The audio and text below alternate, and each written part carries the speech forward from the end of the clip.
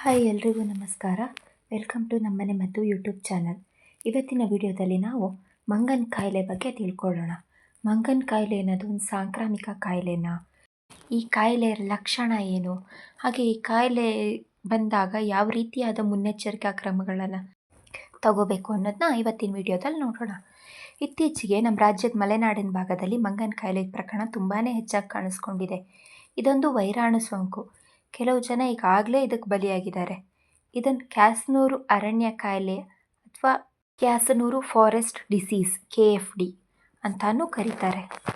ಯಾಕಂದರೆ ಇದು ಮೊದಲನೇ ಬಾರಿಗೆ 1957ರಲ್ಲಿ ಶಿವಮೊಗ್ಗ ಜಿಲ್ಲೆ ಕ್ಯಾಸನೂರು ಅನ್ನೋ ಒಂದು ಕಾಡಲ್ಲಿ ಕೋತಿಯಲ್ಲಿ ವೈರಸ್ ಕಂಡುಬರುತ್ತೆ. ಇದು ಕ್ಯಾಸನೂರು ಕಾಡಲ್ಲಿ ಮೊದಲು ಕಂಡು ಬಂದಿದ್ದರಿಂದ ಇದನ್ನ ಕ್ಯಾಸನೂರು ಅರಣ್ಯ ಕಾಯಿಲೆ ಅಥವಾ ಮಂಗನ ಕಾಯಿಲೆ ಅಂತ ಕರೀತಾರೆ. ಇನ್ನು ಇದು ಸಾಂಕ್ರಾಮಿಕನ ಅಂತ ನೋಡೋದಾದರೆ ಹೌದು, ಇದೊಂದು ಸಾಂಕ್ರಾಮಿಕ ಕಾಯಿಲೆ. ಕಾಡಲ್ಲಿ ವಾಸಿಸೋ ಉಣ್ಣೆಗಳು ಕಚ್ಚೋದ್ರಿಂದ ಈ ಕಾಯಿಲೆ ಹರಡುತ್ತೆ.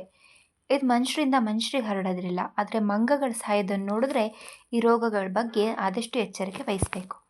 ಇನ್ನು ಇದು ಸಾಂಕ್ರಾಮಿಕವಾಗಿ ಹೇಗೆ ಹರಡುತ್ತೆ ಅಂತ ನೋಡೋದಾದರೆ ಉಣ್ಣೆಗಳು ಮೂಲಕ ಈ ಕಾಯಿಲೆ ಹರಡುತ್ತೆ. ಅಂತಂದರೆ ಒಂದು ವೈರಸ್ ಮೂಲಕ.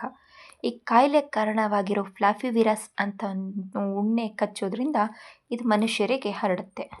ಇನ್ನು ಇದು ಮಂಗಗಳಲ್ಲಿ ಯಾವ ಥರ ಸಂಕೇತ ಕಂಡುಬರುತ್ತೆ ಅಂದರೆ, ಕಾಡಲ್ಲಿ ಮಂಗಗಳು ಸಾಯೋದನ್ನು ನಾವು ಗಮನಿಸಿದ್ರೇ ಈ ರೋಗದ ಸೂಚನೆಯಾಗಿ ತೆಗೆದುಕೋಬೋದು.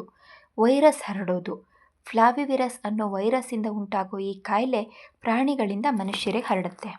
ಇನ್ನು ಮಂಗನ ಕಾಯಿಲೆ ಲಕ್ಷಣಗಳನ್ನು ನೋಡೋದಾದರೆ ಅತಿಯಾದ ಜ್ವರ, ಅಂದರೆ ಒಂದು ವಾರದ ತನಕನೂ ಇರುತ್ತೆ ಆ ಜ್ವರ, ತಲೆನೋವು, ಅತಿಯಾದ ಮೈಕೈ ನೋವು ಮತ್ತು ಕೀಲು ನೋವು, ನಿಶಕ್ತಿ, ವಾಂತಿ, ಅತಿಸಾರ ಮತ್ತು ಹೊಟ್ಟೆ ನೋವು ಕಾಣಿಸ್ಕೊಳ್ಬೋದು. ಇದನ್ನು ತಡೆಯೋ ವಿಧಾನ ಏನಂದರೆ ಸೋಂಕಿತ ಪ್ರಾಣಿಗಳು ಅಥವಾ ಅಂಥ ವೈರಸ್ ಉಣ್ಣೆಗಳು ಸೊಳ್ಳೆಗಳು ಇಂಥದ್ರಿಂದ ದೂರ ಇರಿ. ಇನ್ನು ಮುನ್ನೆಚ್ಚರಿಕಾ ಕ್ರಮ ಆಗಿ ಮಂಗಗಳು ಸತ್ತಿರೋದನ್ನ ನೋಡಿದರೆ ತಕ್ಷಣವೇ ಸಮೀಪದ ಆರೋಗ್ಯ ಕೇಂದ್ರನ ಸಂಪರ್ಕಿಸಿ.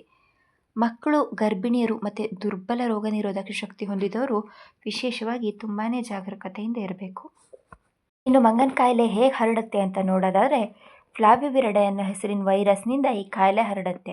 ಈ ವೈರಸ್ ಬೇರೆ ಪ್ರಾಣಿಗಳಿಗೆ ಅಥವಾ ಸಣ್ಣ ಪುಟ್ಟಗಳಿಗೆ ಜೀವಿಗಳಿಗೆ ತಗುಲಿದಾಗ ಆ ಜೀವಿಗಳು ಮನುಷ್ಯನಿಗೆ ಕಚ್ಚಿದ್ರೆ ಅಥವಾ ಮನುಷ್ಯರ ಸಂಪರ್ಕಕ್ಕೆ ಬಂದರೆ ಮಂಗನ ಕಾಯಿಲೆ ಹರಡುತ್ತೆ. ಇನ್ನು ಈ ಕಾಯಿಲೆ ನಮ್ಮ ರಾಜ್ಯದಲ್ಲಿ ಚಿಕ್ಕಮಗಳೂರು, ಶಿವಮೊಗ್ಗ, ಉಡುಪಿ ಮತ್ತು ಉತ್ತರ ಕನ್ನಡ ಜಿಲ್ಲೆಗಳಲ್ಲಿ ಹೆಚ್ಚಾಗಿ ಕಂಡುಬರುತ್ತೆ. ಮಹಾರಾಷ್ಟ್ರ, ಕೇರಳ ಮತ್ತು ಗೋವಾದಂಥ ರಾಜ್ಯಗಳಲ್ಲಿ ಮಂಗನ ಕಾಯಿಲೆ ಪ್ರಕರಣಗಳು ವರದಿಯಾಗಿದೆ ಅಂತಲೇ ಹೇಳ್ಬೋದು. ಕೊರೋನಾ ಆದ ನಂತರ ಮಲೆನಾಡು ಭಾಗಗಳಲ್ಲಿ ಮಂಗನ ಕಾಯಿಲೆದೇ ಆರ್ಭಟ ಹೆಚ್ಚಾಗಿದೆ ಅಂತಲೇ ಹೇಳ್ಬೋದು. ಶಿವಮೊಗ್ಗ ಬಳಿ ಕ್ಯಾಸನೂರು ಕಾಡಲ್ಲಿ ಈ ವೈರಸ್ ಮೊದಲನೇ ಬಾರಿ ಕೋತಿಯಲ್ಲಿ ಕಂಡು ಬಂದಿದ್ದರಿಂದ ಇದನ್ನು ಕ್ಯಾಸನೂರು ಫಾರೆಸ್ಟ್ ಡಿಸೀಸ್ ಅಥವಾ ಮಂಗನ ಕಾಯಿಲೆ ಅಂತ ಕರಿತೀವಿ. ಒಂದು ಸಣ್ಣ ಹಳ್ಳಿಯಲ್ಲಿ ಕಾಣಿಸ್ಕೊಂಡು ಈ ಕಾಯಿಲೆ ಇಡೀ ದೇಶನೇ ಸದ್ದು ಮಾಡಿದೆ ಅಂತಂದರೆ ಅದ್ರ ತೀವ್ರತೆ ಎಷ್ಟರ ಮಟ್ಟಿಗೆ ಇರದೆ ಅನ್ನೋದನ್ನು ನಾವು ಗಮನಿಸಬೇಕಾದಂಥ ಸಂಗತಿ. ಮಲೇರಿಯಾ ಜ್ವರದ ಲಕ್ಷಣನೇ ಹೋಲೋ ಈ ವೈರಸ್ ಪೀಡಿತ ಪ್ರಾಣಿಗಳಲ್ಲಿ ಕಚ್ಚಿದರೆ ಅಥವಾ ಸಣ್ಣ ಪುಟ್ಟ ಜೀವಿಗಳು, ಇತರ ಪ್ರಾಣಿಗಳು ಅಥವಾ ಮನುಷ್ಯರಿಗೆ ಕಚ್ಚಿದಾಗ ಈ ಮಂಗನ ಕಾಯಿಲೆ ಹರಡುತ್ತೆ. ಮನುಷ್ಯರಿಗೆ ಸಾಮಾನ್ಯವಾಗಿ ಕಾಡಿಗೆ ಹೋದಾಗ ಚಿಟ್ಟ ನೊಣಗಳಿಂದನೂ ಈ ಕಾಯಿಲೆ ಹರಡುತ್ತೆ. ಈ ಕಾಯಿಲೆಯ ಮೊದಲ ಲಕ್ಷಣವೇ ತೀವ್ರ ಜ್ವರ. ಕೆಂಪು ಚಿಕ್ಕಟದಿಂದ ಆವರಿಸಿಕೊಳ್ಳೋ ಈ ಕಾಯಿಲೆ ಮೊದಲ ಲಕ್ಷಣ ಅಂತಂದರೆ ತೀವ್ರ ಜ್ವರ ಅಂತಲೇ ಹೇಳ್ಬೋದು. ಒಂದು ಬಾರಿ ವೈರಸ್ ದೇಹ ಸೇರಿದರೆ ಸತತ 10ರಿಂದ 12 ದಿನಗಳ ತನಕ ಜ್ವರ ಬಿಡದೆ ಕಾಡುತ್ತೆ. ಇದ್ರ ಜೊತೆಗೆ ತಲೆನೋವು, ಕೆಮ್ಮು, ವಾಂತಿ, ಅತಿಸಾರದಂಥ ಕಾಯಿಲೆ ಕೂಡ ಕಾಣಿಸ್ಕೋಬೋದು. ಜ್ವರ ಹೆಚ್ಚಾಗ್ತಿದ್ದ ಹಾಗೆ ದೇಹದಲ್ಲಿ ಅತಿಯಾದ ನಡುಕ, ತಲೆ ಸುತ್ತೋದು, ಮಾನಸಿಕ ಅಸ್ವಸ್ಥತೆ ಕಾಣಿಸ್ಕೊಳ್ಳೋ ಸಾಧ್ಯತೆ ಕೂಡ ಈಗ ಇರುತ್ತೆ. ಹೀಗಾಗಿ ಸಣ್ಣ ಜ್ವರ ಬಂದ್ರೂ ಅದನ್ನು ನಿರ್ಲಕ್ಷಿಸದೆ ತಕ್ಷಣ ಡಾಕ್ಟ್ರನ್ನ ಸಂಪರ್ಕಿಸೋದು ಒಳ್ಳೆಯದು. ಇನ್ನು ಮುನ್ನೆಚ್ಚರಿಕಾ ಕ್ರಮಗಳೇನು ಅಂತಂದರೆ, ಈಗ ಹಳ್ಳಿಗಳಲ್ಲಿ ಸೊಪ್ಪು, ಸೌದೆ ಈ ಥರ ಕಾಡಿಗೆ ಹೋಗೋದು ಸರ್ವೇ ಸಾಮಾನ್ಯ. ಹಾಗೆ ಸಿಟಿ ಮಂದಿ ಈ ಟ್ರೆಕ್ಕಿಂಗ್ ಈ ಥರ ಎಲ್ಲ ಕಾಡುಗಳಿಗೆಲ್ಲ ಹೋಗೋದು ಎಲ್ಲ ಇರುತ್ತಲ್ವ, ಅಂಥವರು ಸರ್ಕಾರ ನಿಗದಿಪಡಿಸಿರೋ ಚುಚ್ಚುಮದ್ದನ್ನು ತಗೊಂಡು ಹೋದರೆ ಒಳ್ಳೆಯದು. ಸೊಳ್ಳೆಗಳು ಕಚ್ಚದೇ ಇರೋ ಥರ ಮಲಗೋ ಮೊದಲು ಸೊಳ್ಳೆ ಪರದೆಯನ್ನು ಉಪಯೋಗಿಸೋದು ಸೂಕ್ತ.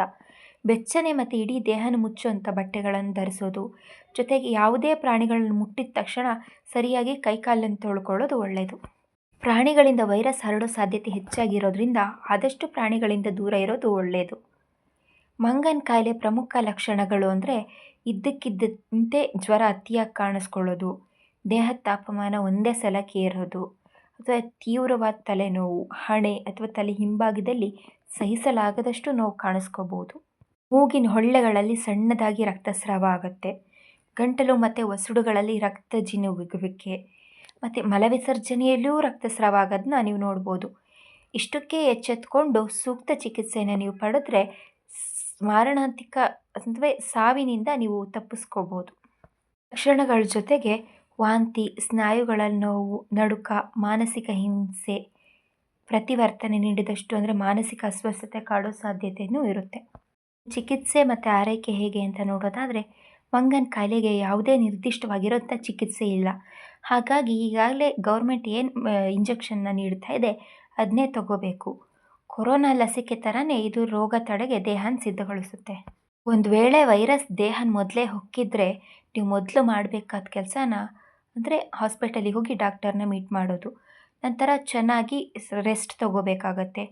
ತೀವ್ರವಾದ ಜ್ವರ ಇರೋ ಕಾರಣ ದೇಹದ ಸುಸ್ತು ಹೆಚ್ಚಾಗಿರುತ್ತೆ.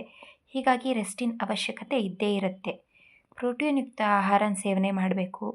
ಹಣ್ಣು ತರಕಾರಿಗಳ ಜೊತೆ ಬಿಸಿ ಬಿಸಿ ಪದಾರ್ಥಗಳನ್ನು ಆದಷ್ಟು ಸೇವನೆ ಮಾಡೋದು ಒಳ್ಳೆಯದು. ಸೊಳ್ಳೆ ನೊಣಗಳಿಂದ ದೂರ ಇರೋದು ಉತ್ತಮ. ಇವಿಷ್ಟು ಮಂಗನ ಕಾಯಿಲೆಗೆ ಸಂಬಂಧಪಟ್ಟ ಮಾಹಿತಿಯಾಗಿತ್ತು. ಇನ್ನೂ ಇಂತಹ ಹೆಚ್ಚಿನ ವಿಡಿಯೋಗಳಿಗಾಗಿ ನಮ್ಮನೆ ಮದ್ದು ಯೂಟ್ಯೂಬ್ ಚಾನಲ್ನ ಲೈಕ್ ಮಾಡಿ, ಶೇರ್ ಮಾಡಿ ಹಾಗೂ ಸಬ್ಸ್ಕ್ರೈಬ್ ಮಾಡಿ. ಧನ್ಯವಾದಗಳು.